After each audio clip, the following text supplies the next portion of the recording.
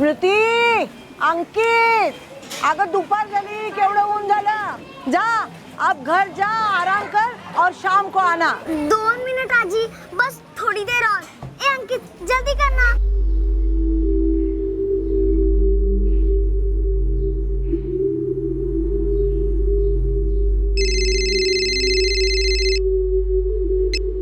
Hello. हाँ हाँ निघाली है, बस पहुंच ही रही हूँ. हाँ ताई 3 नहीं 4 सेक्टर में. चुप, 3 ही है तेरे. वो 5 वाला मेरा पहले से था. मैंने बस तुझे पकड़ने के लिए दिया था. वो मेरा था, वो मैंने जीता था. नहीं मैंने जीता था. मेरा मेरा मेरा मेरा मेरा मेरा मेरा मेरा मेरा. आजी आजी आजी आजी आजी आजी. ईश्वरा सगळ्यांना सुखी ठेव रे बाबा. अरे अर्पिता, रविवार की दोपहर को कहाँ निकल पड़ी? आई वो कुछ काम निकला है, शाम तक लौट आऊंगी. अरे हाँ, पर जा कहाँ रही हो इतना तो बता सकती है ना. आई बोला ना काम है, शाम तक लौट आऊंगी. काय तू पण असं विचारते मला? आजी आजी आजी आई घर में गिर गई है. हाँ? बहुत खून बह रहा है और सांसें भी नहीं चल रही है. क्या बोल रही है बेटा? काय झालं नीट सांग ना, क्या हुआ है? मौसी, मुझे लगता है मर गई.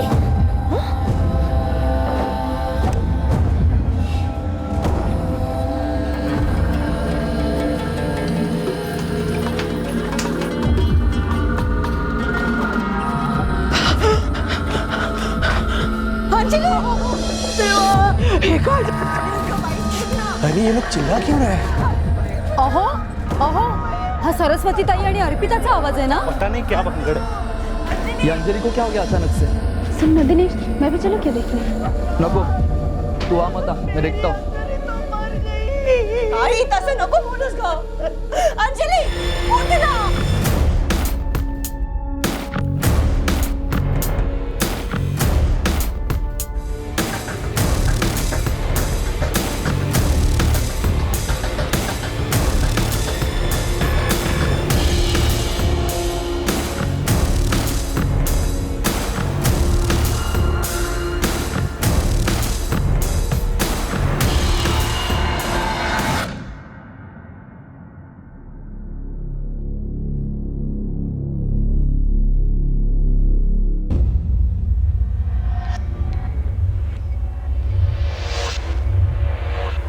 मैडम, ये मेरी छोटी बहन अंजलि है. हम लोगों ने साथ में हमारे घर पे खाना खाया, फिर वो यहाँ आ गई क्योंकि उसे घर की सफाई करनी थी और कपड़े धोने थे.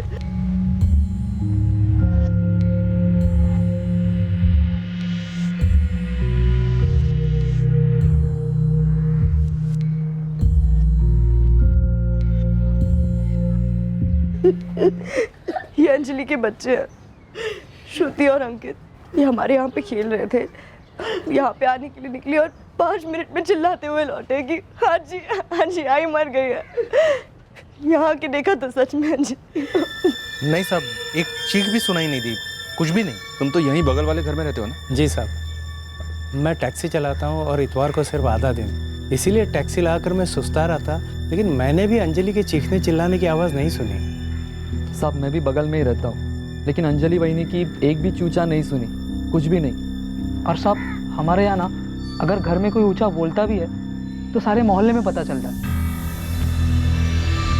घर में कोई फोर्स एंट्री तो नहीं लग रही सर? दरवाजे से काफी अंदर तक आया था कातिल. जान पहचान वाला ही रहा होगा. सर हथियार कहीं दिखाई नहीं दे रहा. कातिल शायद अपने साथ ले गया हो. और इस मोहल्ले में किसी ने एक आवाज तक नहीं सुनी, ना ही किसी को भागते हुए देखा.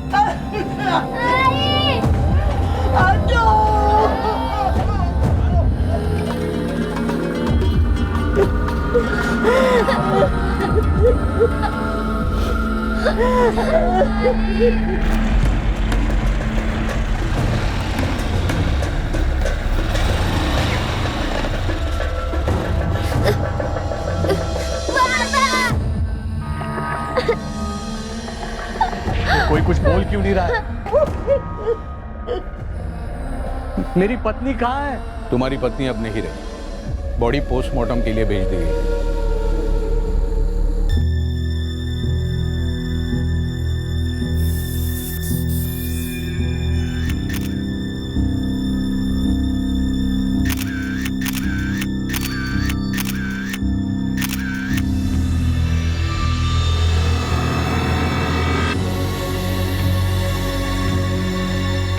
सुनो सुरेश, तुरंत फोटोग्राफर को बुलवाओ। ये अहम सुराग हो सकता है इन्वेस्टिगेशन के लिए।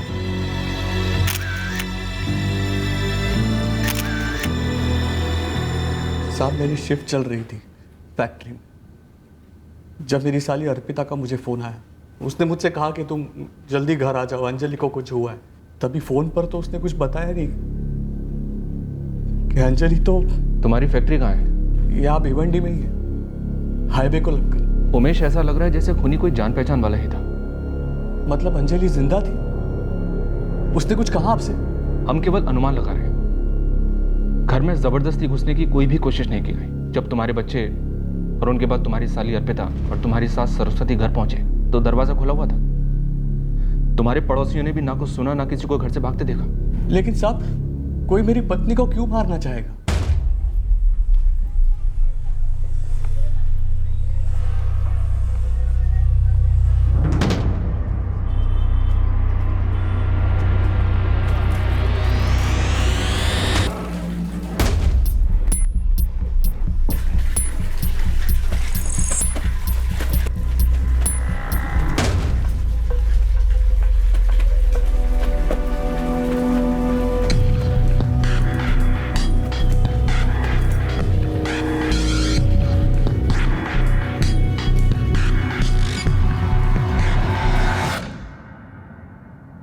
अंकित, श्रुति, तुमने तुम्हारे घर से किसी को आते या जाते हुए देखा?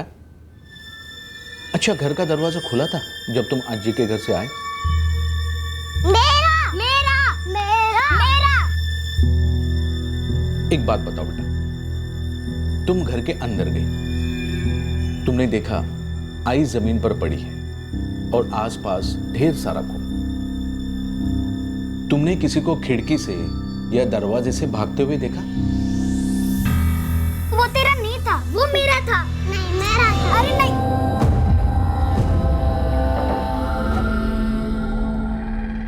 अंजलि, दोनों बच्चे, आप और आपकी माँ, सबने एक साथ खाना खाया। फिर उसके बाद अंजलि जब अपने घर गई तो बच्चों को क्यों नहीं लेकर गई? मैडम, ये रोज का होता था। अंजलि और दोनों बच्चे दोनों टाइम का खाना हमारे ही घर खाते थे। अंजलि भले ही अपने घर चली जाए, लेकिन दोनों बच्चे हमारे यहाँ खेलते थे। उनकी अपनी आजी से बहुत पड़ती है। और उमेश, वो रात को कहाँ खाना खाता है? और छुट्टी के दिन? उमेश भी हमारे ही घर खाना खाता है। साहब, मुझे एक बार मेरी अंजलि को देखना है। उमेश, अभी नहीं, पोस्टमार्टम चालू है, उसके बाद। तलवी साहब, मुझे थोड़ा वक्त दीजिए। मेरे हाथ कुछ लगा है जो इस मर्डर केस की इन्वेस्टिगेशन में अहम सुराग हो सकता है। क्या मिला है रमेश? बाल के कई सारे स्ट्रैंड्स मिले जो शायद किसी मेल के हैं। मैं एनालिसिस करके आपको कॉल करता हूं। गला ही काटा था, देखा? लेकिन ऐसे कैसे? अंजलि चिल्लाई क्यों नहीं? मुझे लगता है ना किसी ने पीछे से वार किया होगा, मुंह दबाकर। वो फिल्मों में दिखाते हैं ना वैसा। हाँ, लेकिन कोई आदमी अंदर तक पहुंचा कैसे? अंजलि ने उसके लिए दरवाजा खोला ना, मतलब जान पहचान वाला ही होगा कोई। उस बेचारे को डाउट भी नहीं आया होगा कि वो कुछ ऐसा भी करेगा।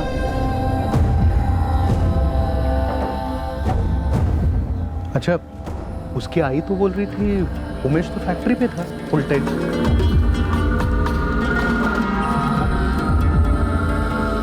नो, कोई सेक्सुअल असॉल्ट नहीं है। कोई अटेम्प्ट्स? डिटेल स्कैन की है, कोई evident attempt at sexual assault notice नहीं हुआ है। घर में कोई चोरी वोरी भी नहीं हुई है, तो जुर्म का मोटिव न सेक्सुअल असॉल्ट था न चोरी थी, बस सिर्फ मर्डर था। फाइट बैक किया होता तो नाखूनों से अटैकर्स के स्किन के पार्टिकल्स मिलते, पर नहीं है। सर, चौल के अपने सारी खबरियों को काम पे लगा दिया है इस अंजलि, उमेश, माँ और बहन के बैकग्राउंड्स के बारे में पता लगाने के लिए। कोई जान पहचान वाला आया होगा मर्डर के इरादे से और प्लान को अंजाम देंगे। सर, उमेश के कॉल रिकॉर्ड्स चेक किए, क्लीन।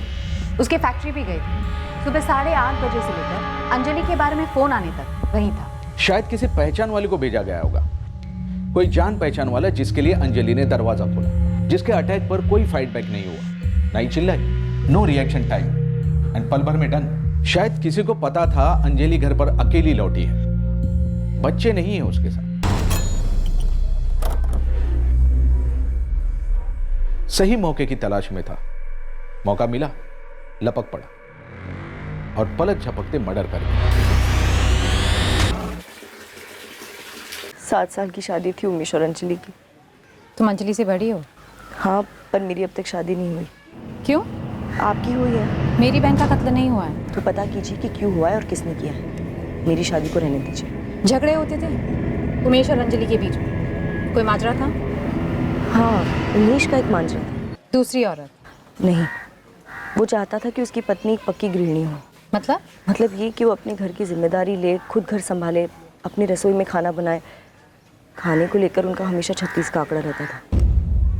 मेरी संडे की छुट्टी थी और मेरी मंगेतर नम्रता, उसकी भी छुट्टी थी। वो आ गई घर, हम टीवी देख रहे थे। प्रोग्राम तो याद नहीं होगा तुम्हें? और तुम?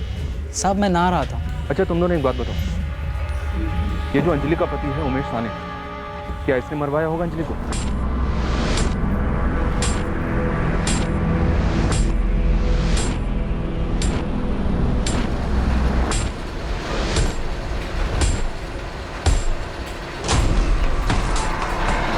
छोटे मोटे झगड़े होते थे साहब, किसके नहीं होते।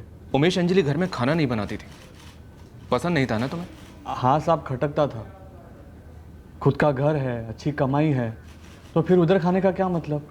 नहीं अंकित, क्यों रो रहा है? झूले पे नहीं झूलने दी तो फिर क्यों रो रहा है? बाद में मैं तुझे झुलाऊंगी, ठीक है? रो मत। और मैं तुझे चॉकलेट भी दूंगी। अरे आप घर पर ही थे तो खाना खाने क्यों नहीं आए? मुझे घर का खाना अच्छा लगता है, अपने घर का। अरे बोझ क्या बोल रहे हो आप? और भाजी भीजी तो मैं ही खरीद के देती हूँ ना। तो खुद बनाते क्यों नहीं हमारे ही घर में? ऐसा क्यों बोल रहे हो आप? एक तो आपके आने का कोई फिक्स टाइम नहीं होता है, और अंकित के पैदा होने के बाद से मेरा भी काम छूट गया है। मतलब तुम खाना नहीं बनाती? अरे बनाती तो हूँ, पर आई के घर पे उनका हाथ बटाती हूँ। और खाना वहाँ बने या यहाँ बने क्या फर्क पड़ता है इससे? और आई का घर तो एक ही गली छोड़कर है ना। होगा, लेकिन मैं घर जमाई नहीं हूँ। और वैसे भी बात सिर्फ खाने की नहीं। अच्छा, तो तुम्हें लगता है कि आई हमारी जिंदगी में दखल देती है? कुछ ज्यादा ही दे रही है। आज खाना है, कल बोलेंगे वही सोना है। कुछ भी ऐसा कुछ नहीं है। ऐसा ही है अंजलि, बच्चे तो वहीं के होकर रह गए, फिर हमारे लिए बचा ही क्या है। बस इसी बात को लेकर कभी कभार हो जाता था साहब। लेकिन साहब आप ये सब झगड़े वगड़े का क्यों पूछ रहे हो? कहीं आप मुझ पर तो शक नहीं कर रहे? बिल्कुल कर रहे हैं। क्या बंकस कर रहे हो साहब? उमेश अंजलि चिल्लाई क्यों नहीं? वो तो घर में अकेली थी। और मैं फैक्ट्री में था। तो किसको भेजा था तुमने? नाम बताओ। अहो काय बोलता है तुम्ही साहब? मेरा और अंजलि का एक छोटा सा घरेलू झगड़ा था। अरे उसके लिए तो कोई पागल मेंटली अपनी बीवी का मर्डर करवाएगा। और साहब मैं अंजलि से प्यार करता था, बहुत ज्यादा प्यार करता था मैं उससे। सर, मैंने उमेश की कॉल रिकॉर्ड्स दोबारा स्कैन किए। ऐसा कोई कॉल नजर नहीं आया जो कि सस्पिशियस हो, जो कि हत्यारे का या फिर हत्यारे को हायर करने वाला हो। हत्यारा अगर किराए का था तो उमेश अफोर्ड कैसे कर पाया होगा? हत्यारे महंगे होते, हो सकता है चाल में से ही किसी को बुला हो ये कांड करने। दोस्त होंगे चाल में। पर सर, घर पर खाना ना बनने के लिए मर्डर? खाना ना बनाना एक बहाना हो सकता है। इस झगड़े का फ्रंट ऑफिस, बैकरूम में क्या चल रहा था ये जानना अभी बाकी है।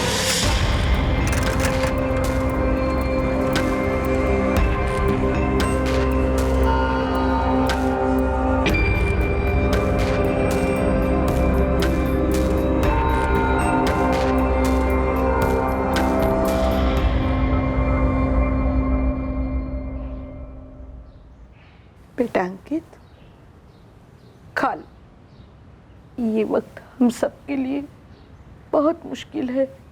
श्रुति, तुम पहले शुरुआत करो।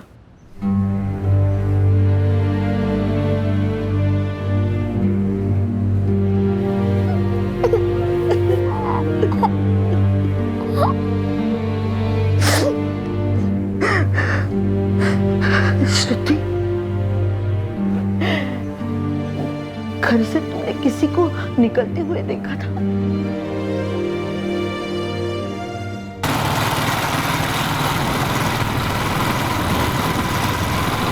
ये कोई ऐसा आदमी है जिसके सफेद बाल हैं। घर पे कई सफेद बाल मिले हैं। आपको जमीन पर मिला, लाश के पास? हाँ, हालांकि विक्टिम के हाथों पर कोई स्ट्रगल के निशान नहीं है, पर बाल मिले हैं क्राइम सीन पर। आदमी का सफेद बाल? हाँ, अटैकर का हो सकता है। सर, अंजलि साने के बाजू वाले घर में रहने वाला वो आदमी जिसके साथ हमारी बात हुई थी। तुम तो यहीं बगल वाले घर में रहते हो ना? मैं टैक्सी चलाता हूँ और इतवार को सिर्फ आधा दिन।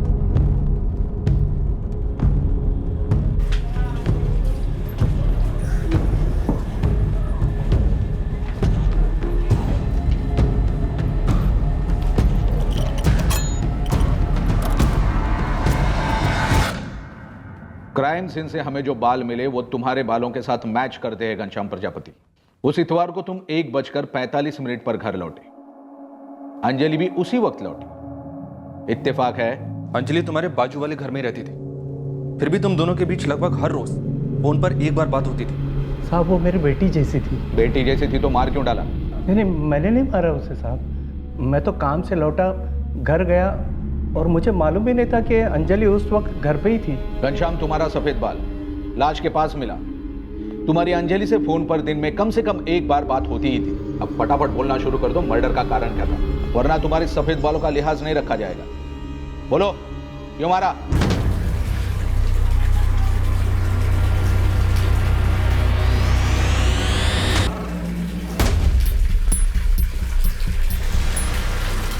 कुछ चल रहा था तुम दोनों के बीच, या तुम उसके साथ कुछ ऐसा करना चाहते थे जिसके लिए वो राजी नहीं थी? कहीं अंजलि सानी के पति उमेश ने इस काम के लिए तुम्हें कुछ सुपारी तो नहीं दी थी? मैं अंजलि को क्यों मारूंगा? वो बहुत अच्छी लड़की थी साहब। ये बेटी, अच्छी लड़की, ये ड्रामा तो तू बंद ही कर दे। तेरे बाल मिले लाश के पास, कैसे? सर से अपने आप टूट कर बाल लाश के पास जा गिरे? अरे पता नहीं यार, लेकिन कुछ तो गड़बड़ है। एक आदमी है, वो काफी पूछ परोछ कर रहा था, मुझसे भी पूछा अर्पिता के बारे में। मतलब दोनों बहनों के बीच कुछ? क्या पता है, लेकिन बाहर से अंदर कौन आ सकता है? क्या पता भाई, लेकिन जो आदमी है वो कह रहा था कि जो भी अंदर आया था ना, उसका बचने का चांस ही नहीं है। उसके खिलाफ बहुत कुछ तो तगड़ा मिल गया पुलिस को। हैं? ऐसा क्या मिला है? अरे पुलिस को ना अंजलि के हाथ में खूनी का बाल मिला है। अब पुलिस उस बाल की खाल करेगी और फिर उस खूनी की खाल उतारेगी। देख मैडम, इस अर्पिता ने आपको उमेश और अंजलि के झगड़े के बारे में बताया, लेकिन खुद के बारे में बोली क्या? क्यों? स्टोरी में ट्विस्ट है? कोई एक हो तो बताओ। स्टार्ट टू एंड सब पता। साहब मैं श्रुति और अंकित का नाना जैसा हूँ, और जिस फोन कॉल की बात आप कर रहे हो, रोज होते थे, हर रोज। जी हाँ, रोज होते थे, क्योंकि स्कूल भी रोज होती है। अंजलि मुझे फोन करती थी और मैं भी उसे कभी कभी फोन करता था, पर ये फोन बच्चों को स्कूल से लाने के लिए होते थे। जब भी मैं फ्री होता था, बच्चों को स्कूल से ले आता था। मुझे अच्छा लगता है उन्हें लाना।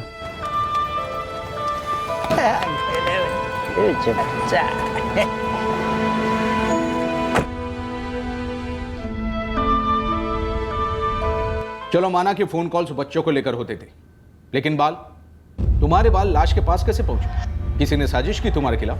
किसी सलून वाले ने, जो तुम्हारे बाल काटकर लाश के पास छोड़ गया? तुम अंजलि सानी के घर भी जाते हो, खासकर तब जब उसका पति उमेश घर पर नहीं रहता हो। इतना घटिया लांछन लगा रहे हैं आप मुझ पर, जबकि मैं आपको पहले बता चुका हूं कि अंजलि मेरी बेटी समान थी। चुप है। बेटी समान, पोता पोती समान, ये सब अपने जेब में रख और सीधे से बोल, तू जाता था कि नहीं अंजलि के घर? हाँ जाता था, तकरीबन हर रोज शाम को जाता था। किस लिए जाता था? टीवी देखने जाता था। क्या होगा आपका सर? फिर अगला कदम क्या होगा? मुझे समाचार देखना पसंद है, पर मेरे घर में टीवी नहीं है। के पास एक पुलिस द्वारा इशू किया गया कैरेक्टर सर्टिफिकेट है, जो उसकी स्पीड अप कैब की फाइल में पाया गया। बूढ़ा हो रहा हूँ, बाल झड़ रहे हैं, टीवी देखते हो बाल झड़ गए होंगे। तेरे सारे झूठों का झड़ने का टाइम आ गया है घनश्याम। ये लास्ट वार्निंग है तेरे को। सच बता, क्यों मारा अंजलि को? अपने किसी लफड़े के कारण, या उमेश ने सुपारी दी तुझे? साहब छोटा मुंह बड़ी बात, पर कहना ही पड़ेगा कि आप लोग बिना सबूत, बिना किसी कारण बेकार में हवा में तीर मार रहे हो। मैं आपको बोल चुका हूँ कि अंजलि मेरी बेटी समान थी, मेरी बहुत इज्जत करती थी, मेरी तबीयत के बारे में पूछती थी, और बच्चों को स्कूल से लाना मेरे दिन का सबसे अच्छा काम होता था। मुझे ये घनश्याम सच्चा लग रहा है, लेकिन क्रिमिनल्स टॉप के एक्टर्स हो सकते हैं। अनिता, तुम एक काम करो, बच्चों से बात करो और इस घनश्याम का स्टेटमेंट क्रॉस चेक करो। जी सर। एक और बात सर, अर्पिता के बारे में कुछ हाथ लगा है, काम का हो सकता है। दो बहनों के बीच झगड़ा? लग तो ऐसे ही रहा है। चंदन नाम है उसका, चंदन कामले। अर्पिता, हम चंदन कामले को उठवाने वाले हैं। क्या? हाँ, तो उससे पता करें या तुम खुद ही बताओगे कि क्या छुपा रहे हो तुम लोग? आप मेरी निजी जिंदगी में क्यों दखल दे रही हैं? हाँ, यहाँ मेरी बहन का मर्डर हुआ है और आप चंदन का कनेक्शन निकाल रही हैं। चंदन का कनेक्शन निकाल नहीं रहे, निकला है। तुम्हारे और अंजलि के फोन रिकॉर्ड्स। हाल ही में चंदन तुम दोनों से बात करते रहा और अतीत में काफी करीब रहे हो तुम। तो बताओ क्या माजरा? हाँ, मतलब हाँ, मुझे मालूम है अंजलि साने का मर्डर हुआ है। मैं उसे पर्सनली जानता था। चलो अच्छा हुआ तुमने ये नहीं कहा कि कौन अंजलि साने, मैं किसी अंजलि साने को नहीं जानता। लेकिन मैं ऐसा क्यों कहूँगा सर? अर्पिता को जानते हो? उसे तो कुछ ज्यादा ही जानते हो।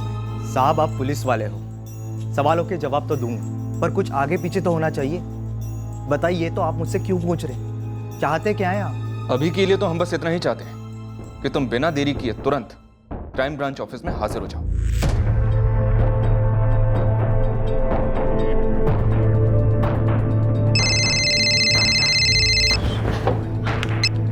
हाँ बोल। तू निकली नहीं थी अभी तक?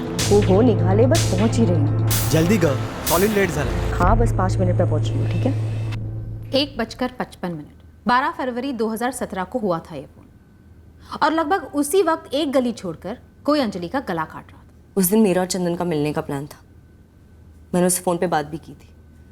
तभी दोनों बच्चे श्रुति और अंकित हमारे घर पे चिल्लाते हुए सब सेट करके रखो कि तुम घर से निकल जाओ, और ये अटैक उसी वक्त अंजलि पे। 1 मिनट मैडम, ये आप मनगढ़ंत स्टोरी बना रही हैं। तुम्हारी कहानी इतनी फिल्मी है कि कोई भी इसे मनगढ़ंत बोलेगा।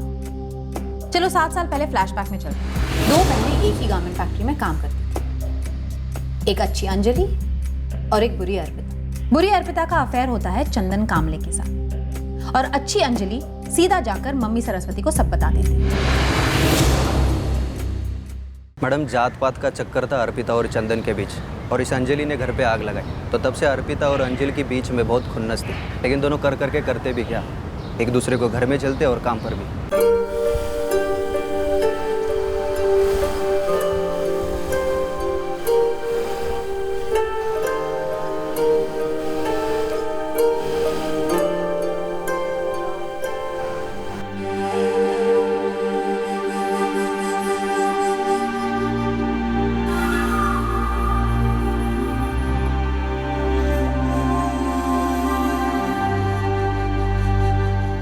अर्पिता की आई हमारे खिलाफ थी। आपको तो मालूम है ये जात का लफड़ा कैसे होता है। इस जात पात के लफड़े के बावजूद 7 साल के बाद भी तेरा और अर्पिता का अफेयर चल रहा है। इतने में अंजलि की शादी भी हो गई, उसके बावजूद वो तेरे साथ मुंह पर टच में थी। सब अंजलि भी उसी फैक्ट्री में काम करती थी जहाँ पर मैं सुपरवाइजर था, कपड़ों की फैक्ट्री। पर वो तो 7 साल पहले था ना। इस बीच फैक्ट्री में कई लड़कियां आई गई होंगी जॉब पर, तो क्या सबके साथ फोन पर टच में है तू? हाँ, क्योंकि अंजलि ने आई को बताया तो मुझे चंदन के बारे में आई को समझाने का मौका ही नहीं मिला। बहुत दुख हुआ, गुस्सा भी आया होगा अंजलि पर। जितना गुस्सा आया था 7 साल में पिघल गई। बहन थी वो मेरी, हो गई उससे गलती, उसकी शादी हो गई थी, और अब मैं भी इंतजार कर रही हूँ कि कब मेरी और चंदन की शादी हो। बहुत जल्दी करने की सोच रही हूँ। तो क्या अब तक सिर्फ तुम्हारी आय की जात पात वाली जिद ही जिम्मेदार थी? हाँ। या फिर कहीं ऐसा तो नहीं कि तुम्हारे और चंदन के बीच तुम्हारी आय नहीं, खुद अंजलि थी बीच का कांटा? ये क्या बकवास कर रही हैं आप? अंजलि और चंदन के बीच क्या था अर्पिता? सब अंजलि का पहला बच्चा होने के बाद वो मेरे पास आई थी काम के लिए। वो बराबर टच में रहती है मेरे काम के लिए, सिर्फ काम के लिए। तो क्या अब भी वो किसी यूनिट में काम कर रही थी? नहीं साहब, उसका दूसरा बच्चा होने के बाद उसने काम छोड़ दिया। और वो बच्चा 5 साल का हो गया। लेकिन तेरी और अंजलि की बात हुई थी सिर्फ 15 दिन पहले। अब जब वो काम ही नहीं कर रही थी तो ये बात किस बारे में हो रही थी? साहब, यहाँ पर जितने भी यूनिट हैं वहाँ पर मैं बतौर सुपरवाइजर काम कर चुका हूँ, तो कई सारे वर्कर्स मुझे फ़ोन करते रहते हैं। तेरे फ़ोन रिकॉर्ड्स में से ही एक आदमी से बात की हमने। उन्हीं में से हमें किसी ने बताया कि तेरा और अर्पिता का ज़बरदस्त झगड़ा हुआ था। हाँ साहब, हुआ था। किसको लेकर हुआ था? अंजलि। अपनी सगी बहन के साथ इस तरह का मुकाबला कि कहीं गुस्सा कभी पिघला ही नहीं था। मैं जानती हूँ ऐसा गुस्सा कभी कम नहीं होता अर्पिता। क्या बात थी? कौन सा हिसाब चुकता करना चाहती थी तुम अंजलि से? कोई हिसाब चुकता नहीं करना चाहती थी। हाँ, जितनी जलन होनी चाहिए थी उतनी होती थी, पर मैंने कभी बदले की नहीं सोची। बस एक डर था हमेशा मेरे अंदर।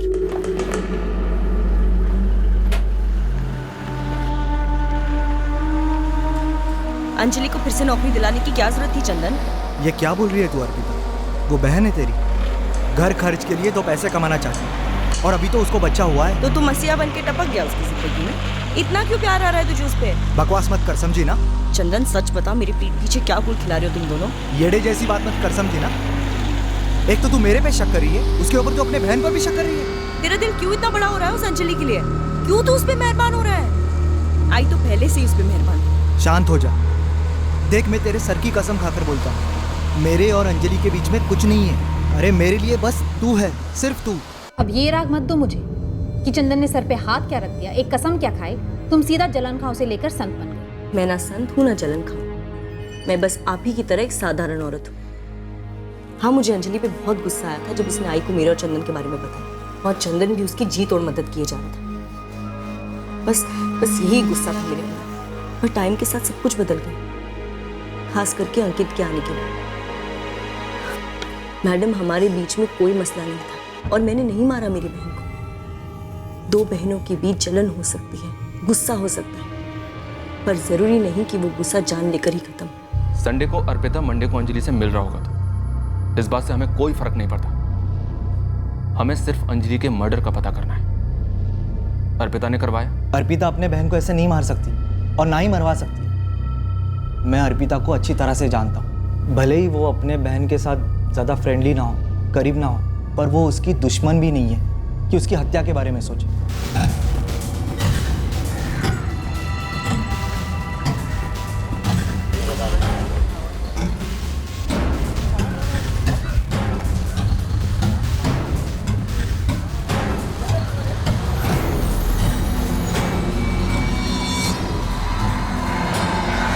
24 घंटे अपने रडार पर रहने चाहिए। यह नामुमकिन है कि कोई एक गलती नहीं करेगा और एक क्लू मिला, पूरा केस अपने हाथ में आ जाएगा।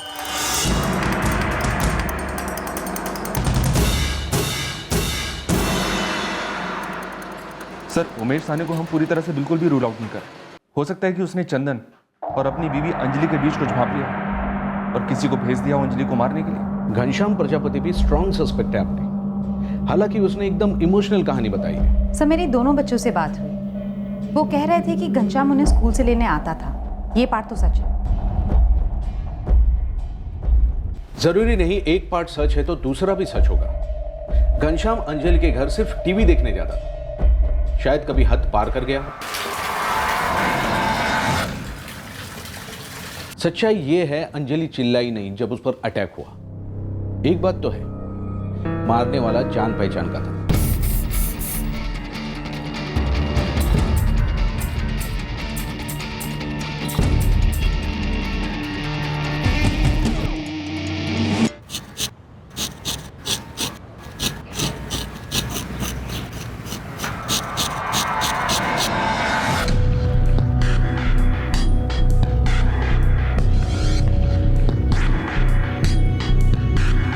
साहब, 4 दिन पहले खबर उड़ी थी कि आप लोगों को अंजलि के हाथ में खूनी के बाल मिले।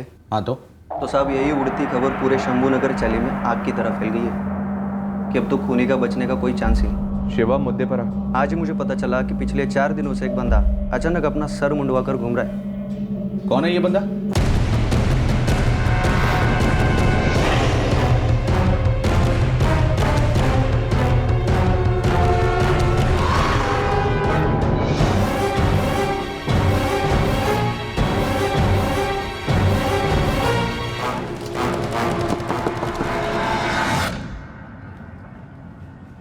जी, तेरा भाई पंकज किधर है? अंदर है साहब। बुला उसको। पंकज जी। अरे पंकज, तू तो टकला हो गया। हाँ साहब, वो डैंड्रफ का प्रॉब्लम है इसीलिए। एकदम से अचानक हुआ ये डैंड्रफ का प्रॉब्लम? नहीं साहब, काफ़ी टाइम से कोई ट्रीटमेंट कुछ काम ही नहीं कर रहा था, इसलिए सोचा एक बार मुंडवा लूँ। पता नहीं क्या हुआ था साहब उसको, लेकिन हिला हुआ। पहले बोला छोटे कर दो। मिलिट्री कट से आधा कट मारो, पूरा मशीन।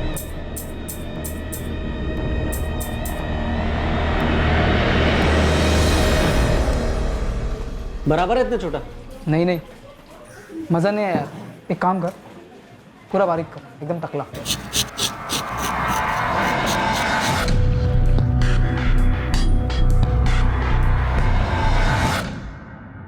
डैंड्रफ वो बहुत बढ़ गया था, इसीलिए टकला करने के अलावा और कोई चारा ही नहीं था। तू नारा था ना? क्या क्या साहब? अबे संडे की दोपहर को जब अंजलि साहनी का मर्डर हुआ था तेरी चौल में, तूने कहा था ना कि तू नहा रहा था, भूल गया? नहीं साहब, भूला नहीं, मैं नहा ही रहा था। मैडम, हम लोग अभी अभी कोल्हापुर से आए हैं और आते ही अंजलि के बारे में सुना। आपका बड़ा बेटा दिनेश बता रहा था कि आपका छोटा बेटा पंकज आपके साथ नहीं, आपकी बेटी और दामाद के साथ चेंबूर में रहता है। जी, सच है। तो 12 फरवरी को पंकज यहाँ क्यों आया था, जिस दिन अंजलि का कत्ल हुआ था? ऐसे मिलने। और अलग क्यों रहता है? अंजलि के बारे में सुन के हमें धक्का लगा है। लेकिन ये मेरे सवाल का जवाब नहीं है। 12 फरवरी को पंकज यहाँ क्यों आया था और वो आप लोगों के साथ क्यों नहीं रहता? तेरी बहन से बात हुई, वो तो बोल रही थी उस इतवार को तू सुबह सुबह नहाकर निकला था अपने माँ बाप के घर आने के लिए, यहाँ आकर फिर नहाया। गर्मी कुछ ज्यादा लग रही थी या कुछ ज्यादा मैला हो गया था, या दोनों? दोनों भी नहीं साहब, वो डैंड्रफ के कारण बहुत खुजली हो रही थी, इसीलिए शैम्पू लगाकर दोबारा नहाया। लेकिन यहाँ तो शैम्पू वैम्पू जैसी कोई चीज़ मिलती नहीं, और पानी तो मांगने से भी नहीं मिलता एक बूंद। हाँ, धुलाई जरूर होती है चमकी, बस थोड़ी देर में शुरू हो जाएगी। पंकज, तुझे पता है हमारे देश के कानून में ना एक धारा है IPC 201, सबूत मिटाने के लिए। जब तुझे पता चला कि हमें अंजलि की लाश के पास कातिल के बाल मिले तो तेरी फट गई। क्यों फटी? क्योंकि कातिल तू है और डर के मारे तूने अपना सर मुंडवा लिया। यार, तूने तो हमारा सारा एविडेंस ही खत्म कर दिया यार। सर, खूनी यही है। इसकी और अंजलि की टेंशन वाली हिस्ट्री रही। अब उस दिन ये अंजलि को मारने के इरादे से आया था या किसी और इरादे से, वो तो ये खुद ही बताएगा। उसकी हरकतों की वजह से हमने हमारी बड़ी बेटी और दामाद के पास रहने भेजा चेंबूर। वो यहाँ हमारा नाम खराब कर रहा था और हम नहीं चाहते थे कि और खराब करे। ऐसा क्या किया था पंकज ने?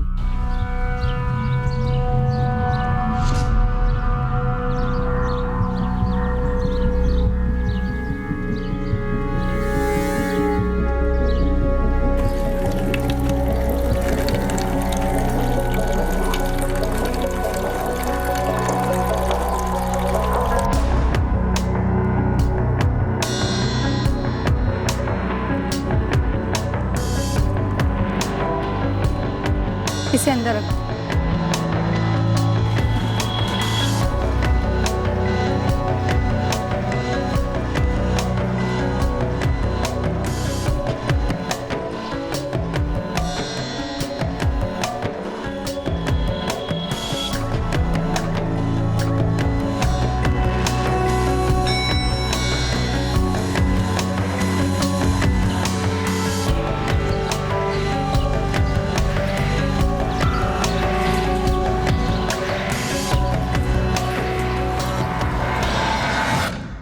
मुझे उसकी तरफ फीलिंग्स थी। वासना, वासना बोलते उस फीलिंग को, और तेरी हरकत को विकृति। तू हर दूसरी औरत को वासना, हवस की नजर से देखता है। अंजलि भी उन्हीं में से एक, सच है ना? पंकज को डिलीवरी बॉय की नौकरी लग गई थी। हमने चैन की सांस ले ली, सोचा अब वो 2 पैसे कमाएगा, लेकिन नहीं। हमें क्या पता था कि वो हमारे पीठ पीछे क्या कर रहा है। एक दिन अंजलि आ गई हमारे घर उसकी शिकायत लेके।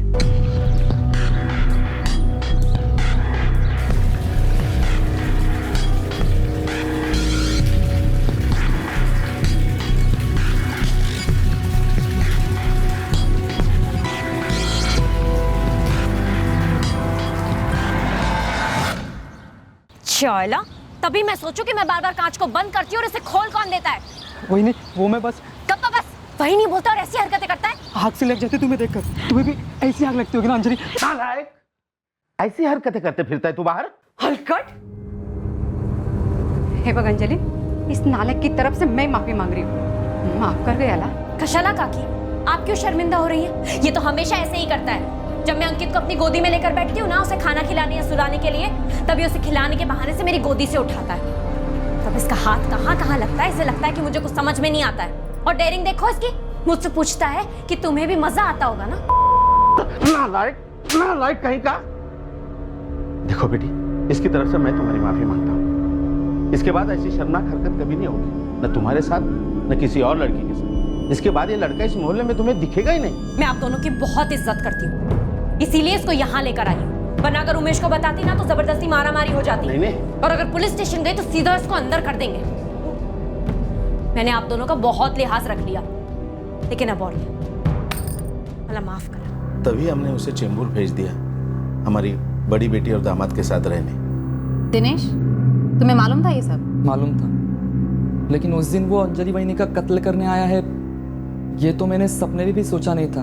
नहीं साहब, मैं उसका मर्डर करने के इरादे से नहीं लौटा था उस दिन चेंबूर से। मैं तो उसे मिलना चाहता था। मुझे लगता था उसे भी मेरी तरफ खिंचाव है, सेक्स का खिंचाव, बस वो बोलती नहीं थी। उस दिन मैंने देखा उसके घर का दरवाजा खुला था, बस एकदम से अचानक से तलब जाग उठी।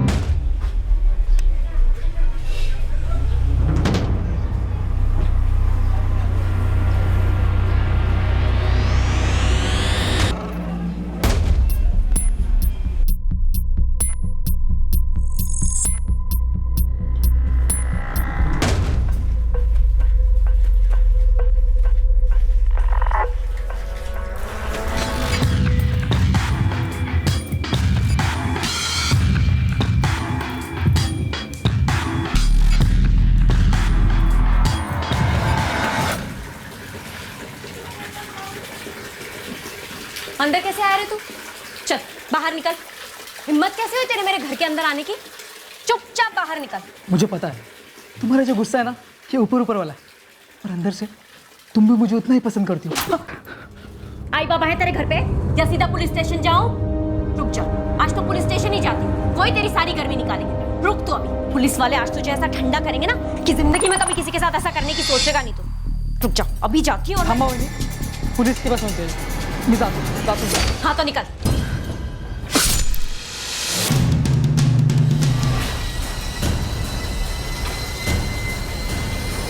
सर,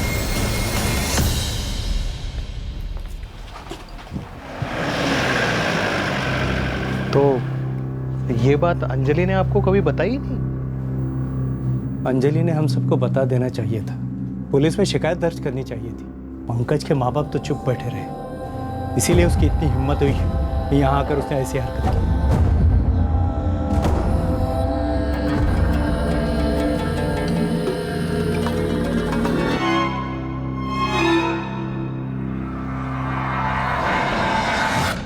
तो वो सफेद बाल वाकई घनश्याम का था जो टीवी देखते वक्त अंजलि के घर पे चढ़ गया था।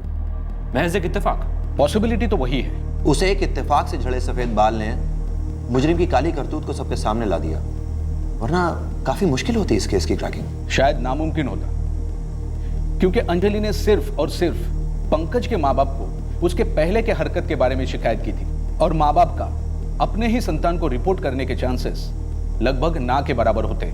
वो शिकायत एक मजबूत दस्तक थी पंकज के माँ बाप के लिए। तभी के तभी पंकज की काउंसलिंग की जाती या हमारे पास आए होते तो आज शायद अंजलि जिंदा होती। किसी जुर्म या मुजरिम को छुपाने से हुए नुकसान की भरपाई तो नहीं होती ना।